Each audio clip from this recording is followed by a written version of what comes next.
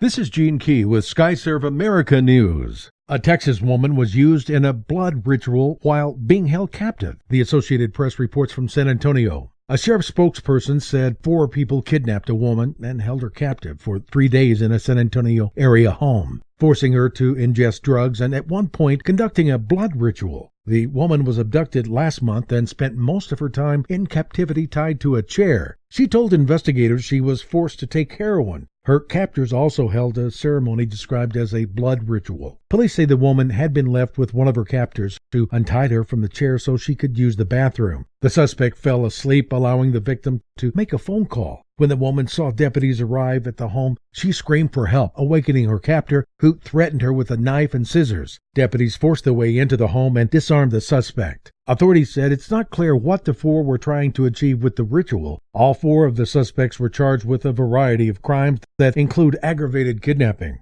The Federal Reserve leaves the key interest rate near zero, but hints at a possible December hike. USAtoday.com contributed to this report. In Washington, the Federal Reserve held off on raising interest rates Wednesday, but signaled a hike could come as early as December, despite recent speculation that a slowing economy will prompt the central bank to wait until next year. With job gains weakening markedly the past 2 months, the Fed's decision to keep its benchmark rate near zero was widely expected. The central bank hasn't lifted the rate in nearly a decade, and it's been near zero since the 2008 financial crisis. But in a statement after a 2-day meeting, the Feds made the first reference to bumping up rates. Fed policymakers will gather again December the 15th.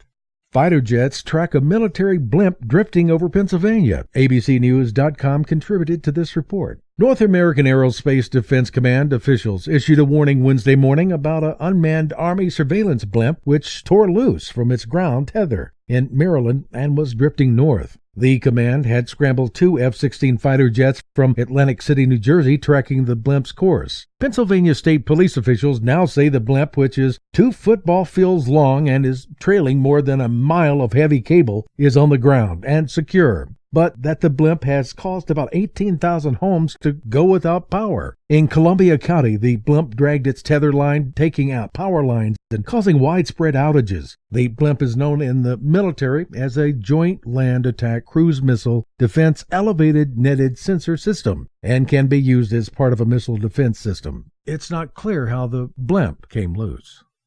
This is Gene Key, Skyserve America News.